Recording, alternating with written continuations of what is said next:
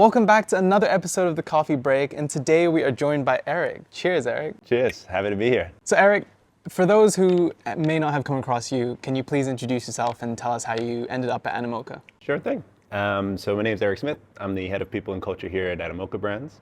I joined in January 2024, so just over a year and a half now. Before that, I spent about a decade at Morgan Stanley in TradFi across various different roles in HR, but predominantly in compensation and analytics, which is kind of my passion. Entered the fun world of crypto in 2020 when I joined the famous derivatives exchange, BitMEX, which was an absolute journey. It was a great way to kind of get my stripes in HR. I think, working in the big institutions, you learn a lot of the best practices. But then when you move into smaller startup environments that are fighting for market share, for relevance, you really get to deploy real HR work. That's where the work gets done. So spent a lot of time there to build out their HR infrastructure and mature the organization to grow and scale. Then I later became head of people at BitMEX. Later had the opportunity, a little bit serendipitously, for Animoca to come along. I had previously had my eyes on Animoca for a while, just like everyone else. You listen to Yacht a couple times, it digests his content, and you kind of bought into the overall mission. So I think being at the exchange helped me really understand the crypto markets, made it very exciting for me to kind of be in the space that everyone was talking about. But I always wanted to understand, what were those projects that were listing on those exchanges? What were they doing? What was part of their purpose? And so then when I got the call from Animoca to join, it was an easy decision to take. And then being in here, you really get to see behind the scenes where those projects are incubated, but also a lot of the advice and advisory that we provide to those different companies, and then the investments that we make to enable in the space. So it's been a really kind of exciting journey for me personally, but then being here now is very exciting. Yeah, I mean, it's great to have, interacted with you over the last 2 years. Year. A year and a half. Yeah, year and a bit. Good enough. So, Animoca has so many projects. There are so many moving pieces. How do you even begin to define culture here at Animoca Brands?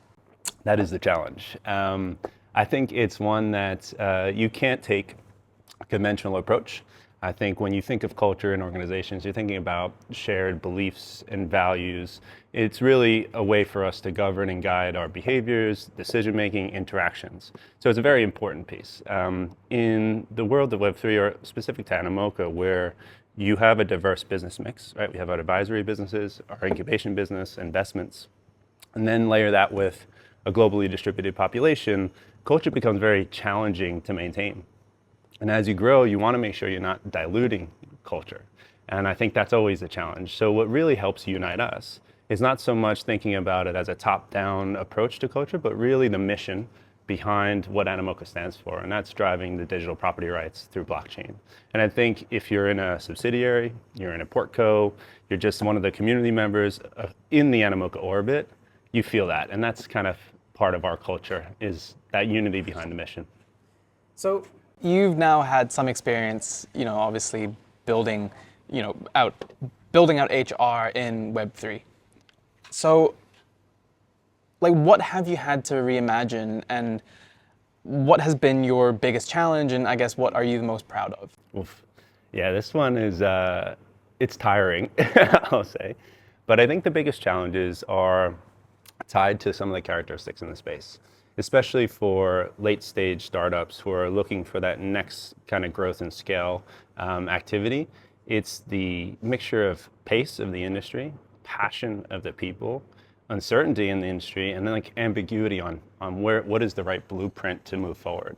I think a combination of those makes it really challenging to kind of work within this space, because not only are things moving fast, but people are really emotionally charged about some of the decisions they take. So from an HR perspective, we have to be a constant. We have to be at least someone to provide a safe space for people to open up and vent, but also help them process everything that's happening around them. So that just some of the characteristics of the space make it a bit challenging to navigate some of the HR problems. And then on top of that is, making sure that you're not just implementing a process for the sake of it.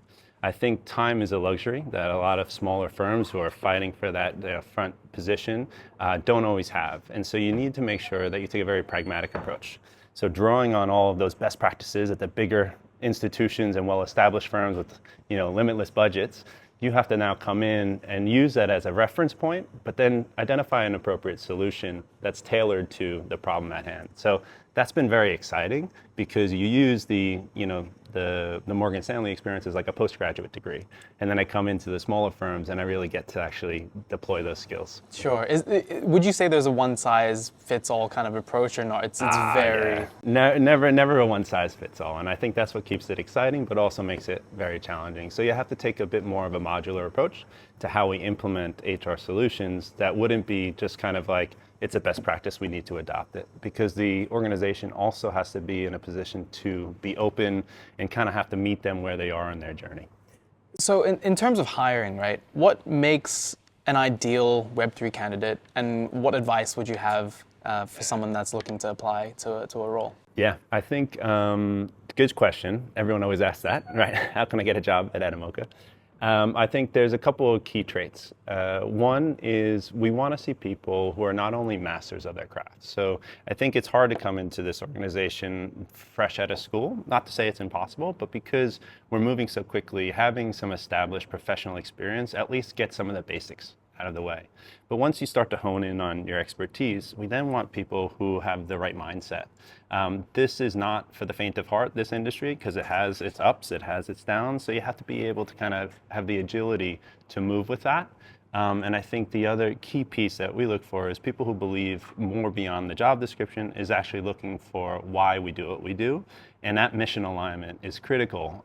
So I'd rather have someone who was, working through some of their maybe professional development, but just had the right mindset, because you can do so much more with that. So I think coming into the space where you can kind of check your expectations at the door and rather come in with an open mind and how to contribute and add value. Yeah, very interesting. I mean, you always see this on Twitter, right? Like, there's always a debate of whether when let's say an NFT project goes to hire a new CEO or whatever it is, there's always the debate: should you hire within the industry? Should you go, hire someone that's well established in the traditional space? What's your take on that? For let's say for an NFT project, right? And they're looking to hire a new head of marketing or a new CEO. Yeah. Where should they look? It's a good question. I would say, in general, having prior demonstrated experience in Web3 makes you a better candidate by default, because you kind of already know the space, you already know kind of some of the nuances that are tagged to it. But rewind 5 years ago, right, I wasn't in Web3, so I probably would have been passed up on an opportunity. So I think it's important as leaders, as organizations, you don't limit yourself to an amazing talent pool just because someone's a little bit later on their adoption journey. And I think that's an important one that sometimes we put a little, maybe too much weight on, is you need that prior Web3 experience, but it is really important because for roles like, if you're going to be a CEO at an NFT project, right, you need to know the culture of Web3. You need to be able to embed yourself in those communities, because otherwise your solutions aren't going to be as relevant. So I think it's a very important piece. But I also would say, if you're new to the space, it's also okay. What you need to focus on then is how do you articulate how your skills can transfer over to this space, and actually just start getting involved, participate in some spaces, buy some NFTs, like check the markets regularly. But I think that is a critical kind of component. In order to be very successful in the space, you got to be kind of committed and be involved in it already. What trends are you seeing right now in terms of working in the Web3 space? So I think thanks to COVID, the world was forced into the idea of remote work. I think that has both a positive and its drawbacks. That continues to be kind of a baseline expectation for people coming into this space. I think oftentimes it might be a bit of a misconception, is that because the technology is so advanced and is a very progressive industry, that every company is going to offer remote work. But it does have its challenges when you think about the management of a distributed workforce, the cultural identity of a distributed workforce.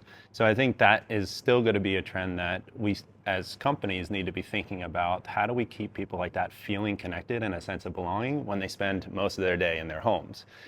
So I think that's one key piece that we still need to focus on. Other challenges, or at least advancements in the space, is with AI. I think you don't want to be the firm that's behind the curve. So even at Animoca, we've been starting various initiatives to really socialize a lot of the learning that individuals are taking on. It's a lot of openness to use AI and use it as a tool rather than see it as a threat. And I think that's going to be a continued one that will get a lot of excitement and focus on in the coming months, years, as we see, who knows, will we be replaced by robots? Unclear. Yeah. Well, maybe we already are. Oh, this is true. This could be a deep fake. This whole thing could be a deep fake. Very well could be. So yeah, like you said, you've been here over a year now. What's been your most meaningful moment? Oof, there's been a lot. I would say what I attribute meaning to may not be the big splash events.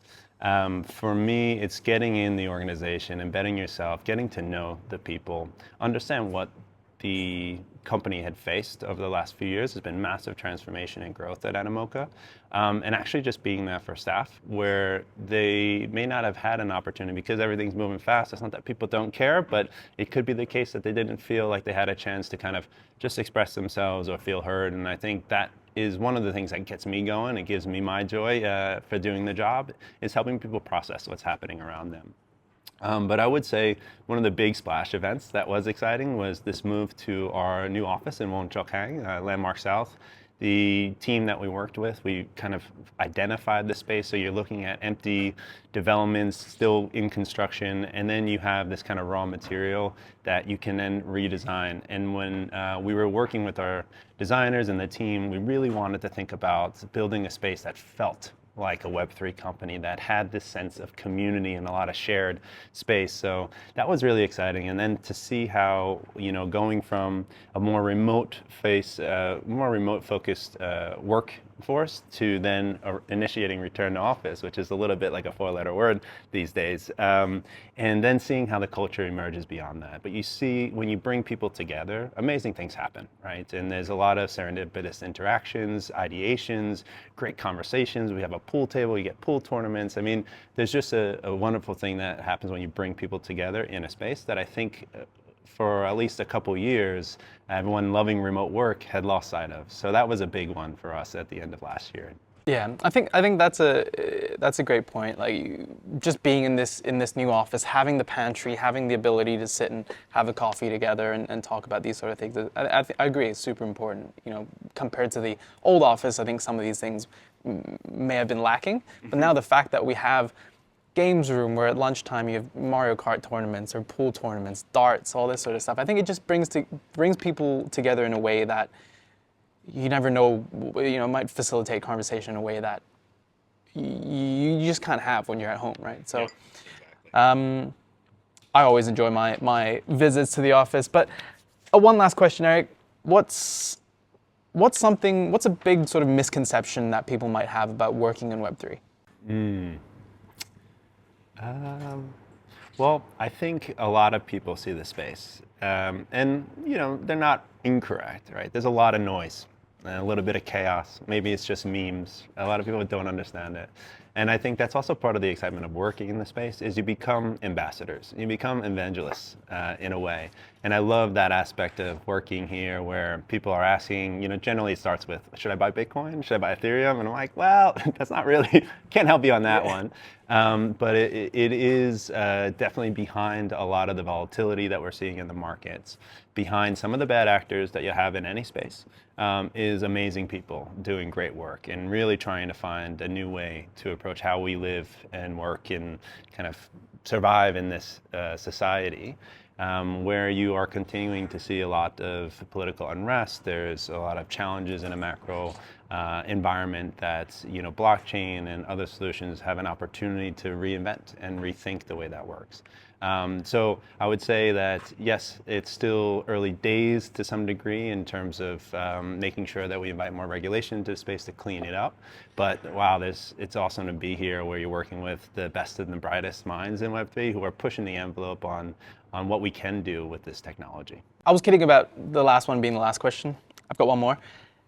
Is Web3 crypto NFTs have had a branding issue over the last little period, right? Are you finding that a challenge when recruiting from either more traditional firms or just people in the space in general?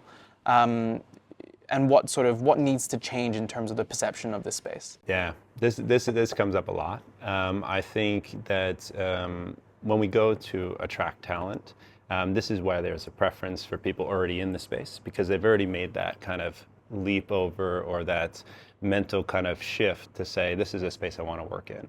If we're going to attract folks in more stable, traditional industries that they haven't worked in Web3 before, there is this element of risk, right? They're leaving something that could be quite stable, quite predictable, and take a chance on something new and evolving.